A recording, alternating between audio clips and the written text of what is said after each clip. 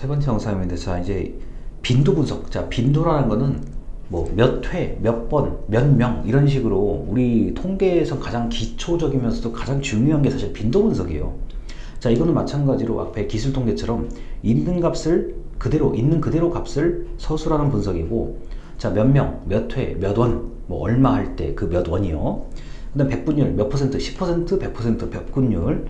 그 다음에 결측값이라는 것은 측정이 안 된 값, 또는 설문응답을 했는데 설문응답이 너무 허술하게 되어 있거나 아니면 무응답, 그냥 응답 자체를 아예 안 해버린 거, 이런 것들을 결측값이라고 얘기합니다.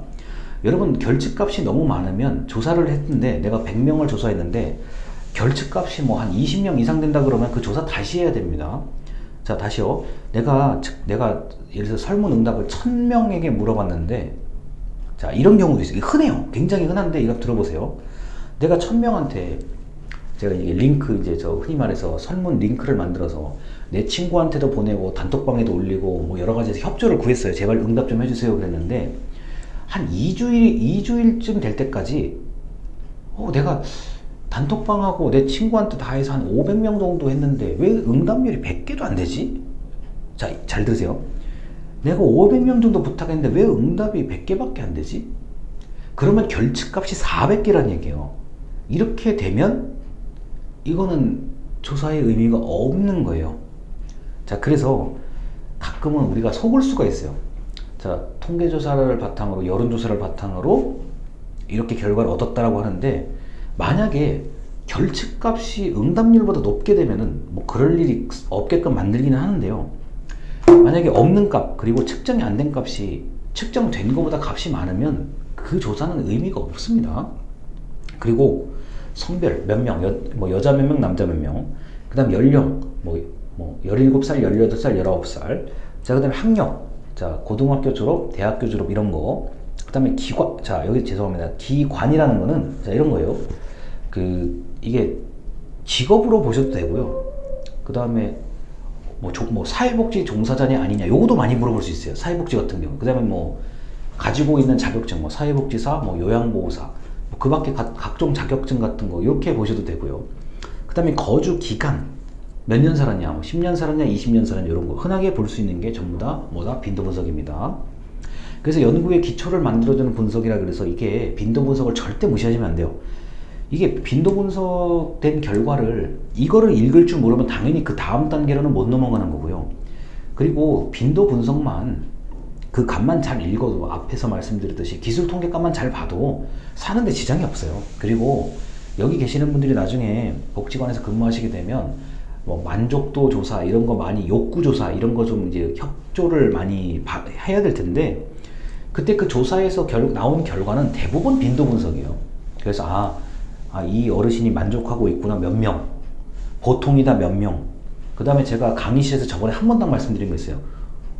들어본 적 없음, 모름, 알고 있으나 잘 모름, 이런 문항을 딱 하나만 보기로 넣어주면은 아마 엄청나게 값이 달라질 거예요. 왜냐면은 물을 때 제대로 물어야 답변을 제대로 기대할 수가 있는 거지, 물을 때 이상하게 물어버리면 답변은 틀린 거나 마찬가지예요. 그래서 빈도 분석은 굉장히 중요합니다.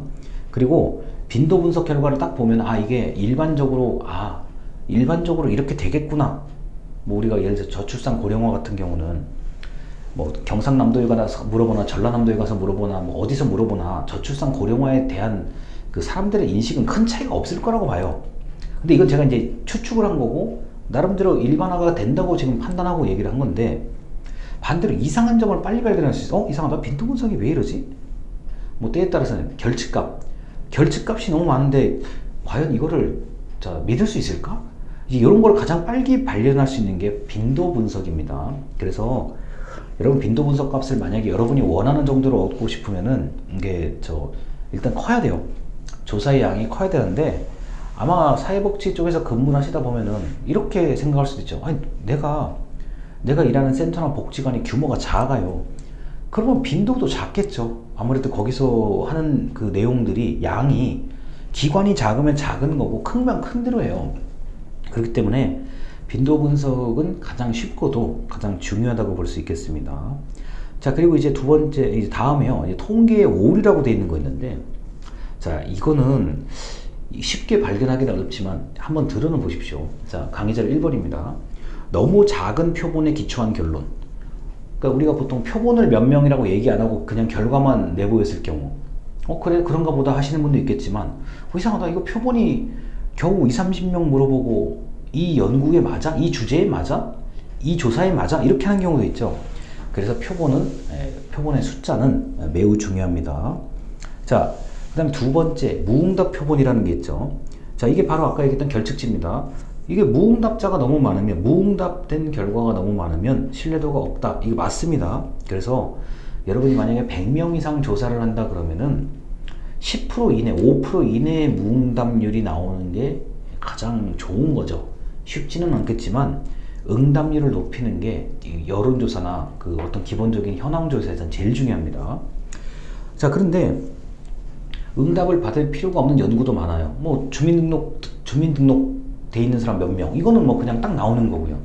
그 다음에 뭐 어느 동네에 뭐 영유아가 몇 명, 뭐 어느 동네 청소년, 이거는 뭐 응답 받을 필요가 없는 거기 때문에, 자, 이런 경우는 그냥 뭐 무응답에 대한 거는 무시하셔도 되겠습니다. 자, 그 다음 자기적 표본인데, 극히 일부를 전체라고 이제 흔히 이제 옛날 그 사자성어로 침소봉대, 작은 것을 크게 얘기한다라고 하죠.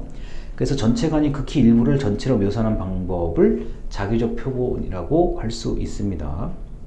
자, 그 다음에 매우 커다란 표본에서 소수의 사례를 과대평가한다.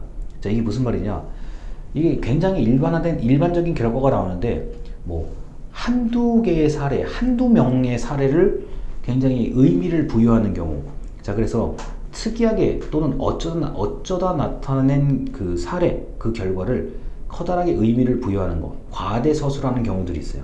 그래서 뭐 1000명을 조사했는데 한두 건 정도의 그 어떤 특별한 사례를 그 연구 또는 조사자가 굉장히 큰 의미를 부여하는 경우들이 있습니다. 자, 그 다음에 그 의도하지 않은 편향이라고 되어 있어요. 이건 뭐냐면은, 자, 작년에 어땠는데 올해는 이렇다. 자, 전 단계는 이랬는데 지금 단계는 이렇다. 이걸 고려하지 않고 그냥 현재만 딱 설명해버리는 경우는, 뭐 그 분야를 아시는 분이야 현재 것만 봐도 과거의 걸 알 수도 있는데, 이게 모르시는 분 입장에서는 이거 뭐 지금 잘 나가나 보네. 자, 이거 잘 들으셔야 돼. 이거 부동산 투자에서 이런 실수를 할 수가 있어요. 자, 2023년 거 이제 뭐 예를 들어 상권분석. 자, 상권분석 지금 이거 2023년도에 괜찮네. 이제 이렇게 볼 수가 있죠. 예를 들어서 뭐 수익률, 우리 뭐 건물의 수익률 할 때 건물의 수익률이 괜찮네라고 했는데, 이게 작년 2022년도, 21년도에는 뭐 완전히 공실이었다. 자, 이럴 수도 있잖아요. 그래서 작년 기존에 있던 거, 예전 단계, 지난 단계, 지나왔던 것들을 고려하지 않고 그냥 현재 것만 봤을 때는 의도하지 않게 내가 잘못 판단할 수도 있다라고 하는 게 의도하지 않은 편향이라고 할 수 있습니다. 자, 그래서 표본은 너무 작아도 안 되고요. 무응답이 너무 많아도 안 돼요. 이건 무응답은 줄일수록 좋습니다. 그 다음에 세 번째가 너무 작은 것을 전체라고 묘사하는 경우도 안 되는 거고, 자, 일반화된 사료에서 극소수의 이런 특이한 것을, 뭐 물론 진짜 특이할 수도 있지만 이거를 너무 과도하게 의미를 부여할 필요는 없다. 자, 그 다음에 의도하지 않게 이제 그 지금 것만 보고, 자, 좋다 나쁘다를 판단하는 거, 이것도 잘못된 거라고 할 수 있어요. 왜냐하면은 뭐 당연히 뭐 오늘 시작한 거라면 오늘 거밖에 없겠지만, 과거의 것, 지난달 것, 어제 것, 지난주의 것, 특히 이제 장사를 하시는 분의 입장에서는, 자, 이게 아무래도 하루 매출이 중요하잖아요. 이번 달에 매출이 얼마인데, 자, 사실 지난달에는 매출이 없었다. 뭐 이런 경우도 있는 거고, 뭐 오늘은 매출이 좋은데 어제 없었을 경우도 있는 거. 이렇게, 자, 통계는 제가 지금까지 경험한 바로는 좀 골고루 봐야 돼요. 혹시 이거 어제 거는 없어? 작년 거는 없어? 혹시 옆에 동네 거는 없어? 이런 식으로 한 가지만 뭐 잘 보는 것도 중요하겠지만, 한 두세 가지 이상의 그 비슷한 사례를 같이 놓고 보면은 얘기가 달라요. 이거 이상하다? 우리 동네만 잘 되는 거네? 이럴 수도 있는 거고, 우리 기관만 안 되는 거네? 이럴 수도 있는 거고. 그래서 통계의 오류는 굉장히 많이 나타날 수 있습니다.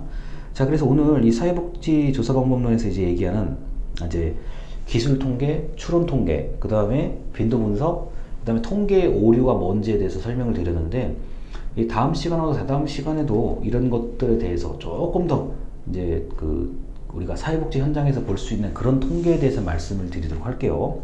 자, 그리고 뭐 우리 사회복지 정책론하고 이 조사방법론하고 지금 저 수강생이 같으시다 보니까 말씀을 드리는데, 어려운 게는 없어요. 이 부분에서는요. 그냥 말 들으면 아, 이게 이렇구나 정도만 아시면 되는 거고요. 그 다음에 이제 영상은 제가 지금 뭐 수십 번 얘기한 것 같은데, 영상은 그냥 순서대로 보시고 제가 나중에 중간중간 영상을 끼워 넣는 것도 있고, 요새는 제가 사이트 같은 거 모아서 좀 올려드릴 거예요. 그거는 우리 수업하고 관계가 없더라도 좀 보시면 좋겠어요. 왜냐하면 정부에서 좋은 정보 제공하는 사이트를 다 만들어 놨는데, 제가 이제 안타깝게도 우리 대학생 또는 대학원생 여러분들께서 전혀 모르시는 분들도 많아요. 그래서 그 홈페이지 제가 올려드리는 거는 종강할 때까지 계속 올려드릴 건데, 그거는 정말 시간이 날 때 일일이 들어가 보셔야 돼요. 그래야 뭐 좋은 정보도 있고, 때에 따라서는 여러분 사업이나 생업에 도움이 되는 것도 있으니까, 그런 거는 한 번쯤 시간을 내서라도 꼭 보셨으면 좋겠습니다. 자, 영상 여기까지입니다. 감사합니다.